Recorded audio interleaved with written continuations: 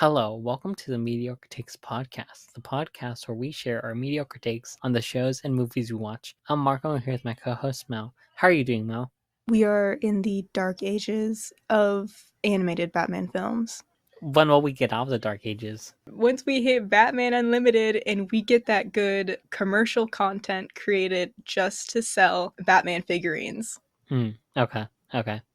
We really are, because I think our last episode was Son of Batman, and the next two episodes we're doing today are we both did not like. So yeah, today we're talking about Batman Assault on Arkham. This is barely a Batman film, it's mostly following the Suicide Squad. So yeah, let's just get into it.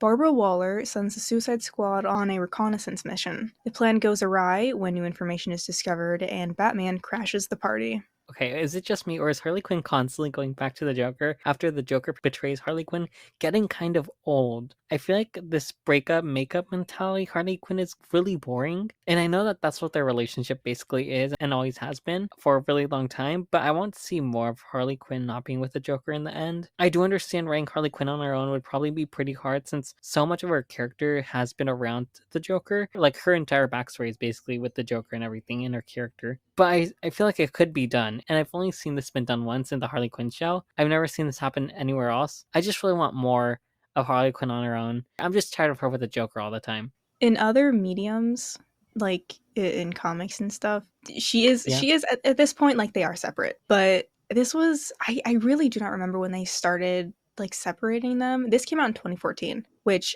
to be honest, was a long time ago at this point. But I also feel like at this point it was getting pretty fucking old. So Yeah. yeah, I agree with you.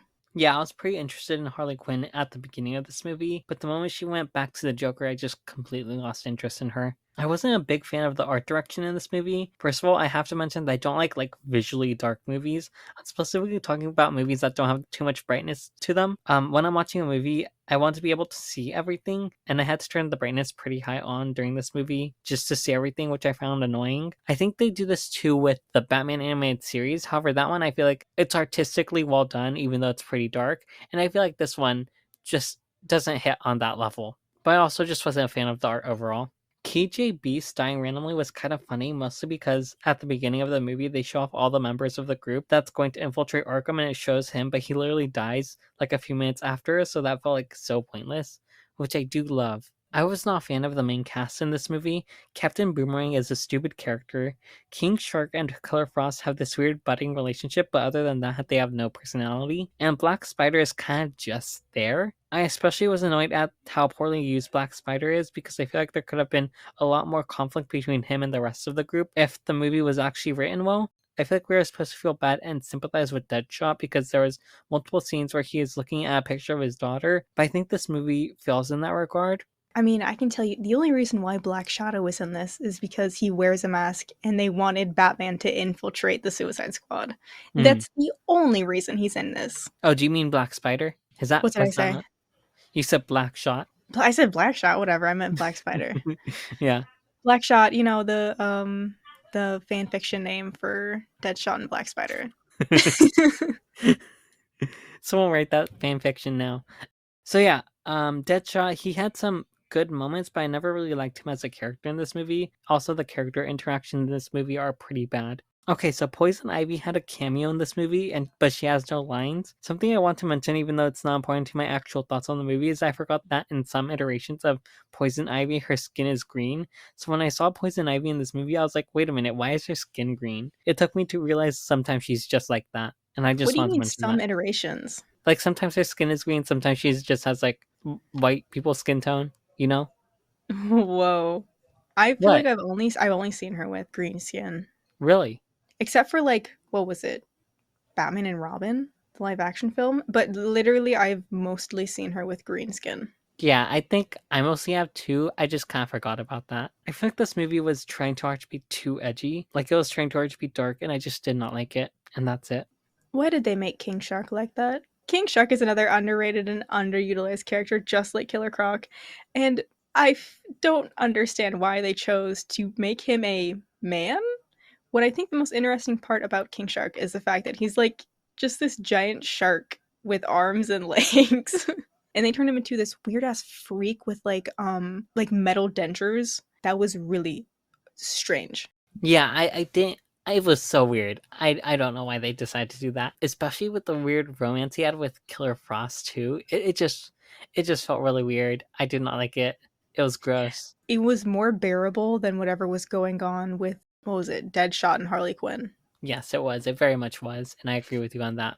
Oh, also, this is so perfect. When they were showing Harley Quinn, like in the beginning, she was watching the Looney Tunes show on her phone, which is this month's first impression episode. I thought that was like fate. Oh yeah, let's continue to rant about characters. Why is the Penguin British? Where did that come from? Who is this man and what is this movie? Okay, how did I not notice this until you just said it? I am What do so you like? shocked. He literally had like that weird I think it's called a Cockney accent.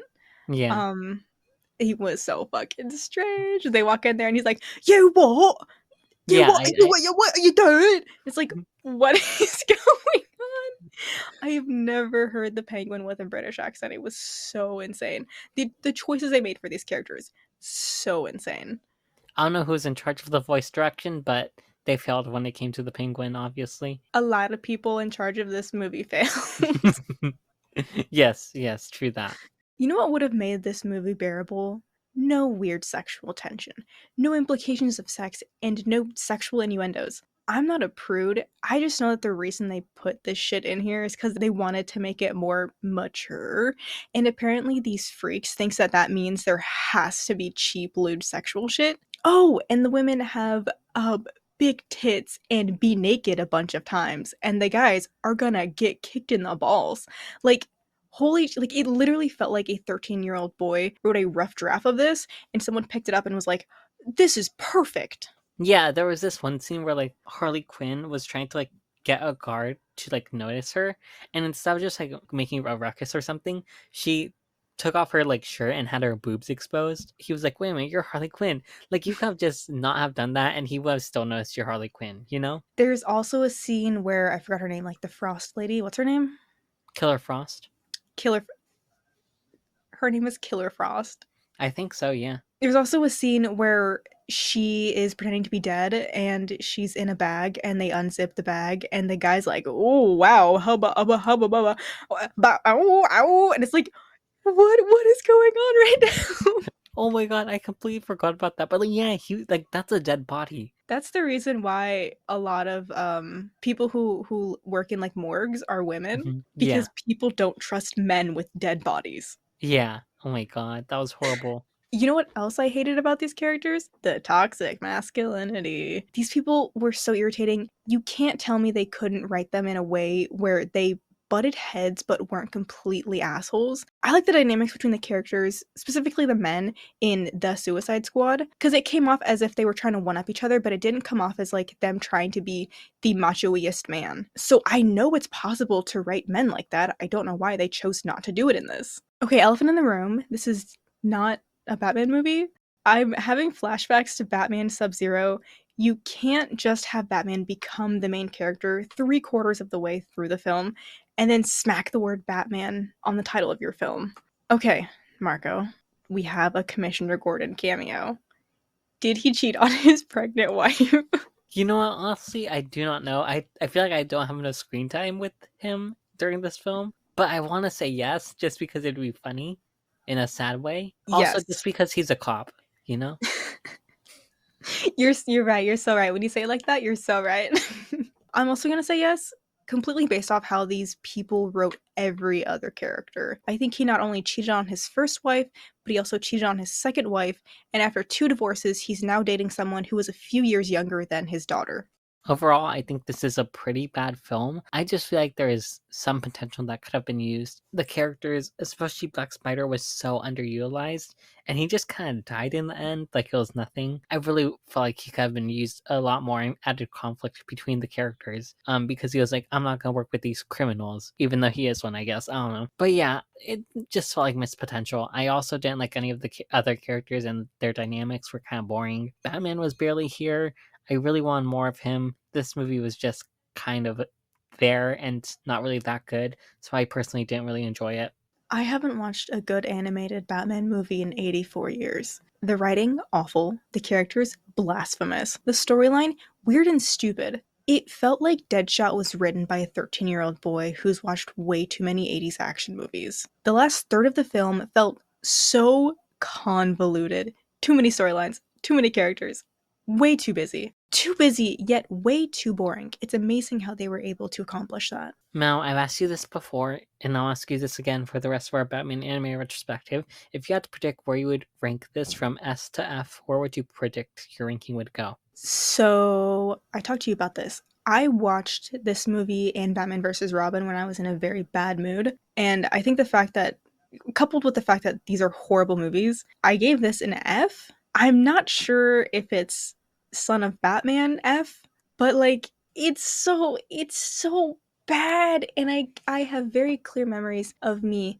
pausing the film, leaving my television and just doing something else and then coming back because I was so bored and so angry. So for now I'm going to put it at F. I might change it later. These movies might actually bump up some of my D ratings, but for now we'll put it at F.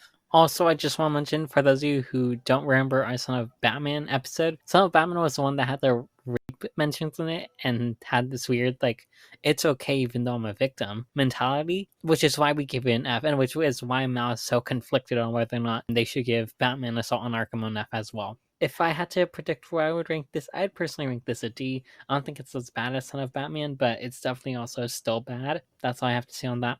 Anyways, you guys, that's our thoughts on Batman Assault on Arkham. If you want to send us a voice message on Spotify for podcasters, there'll be a link in the description to do so below. We also have Instagram and Twitter at MidTakesPod, and a YouTube channel at The Mediocre Takes Podcast. That's everything, so goodbye.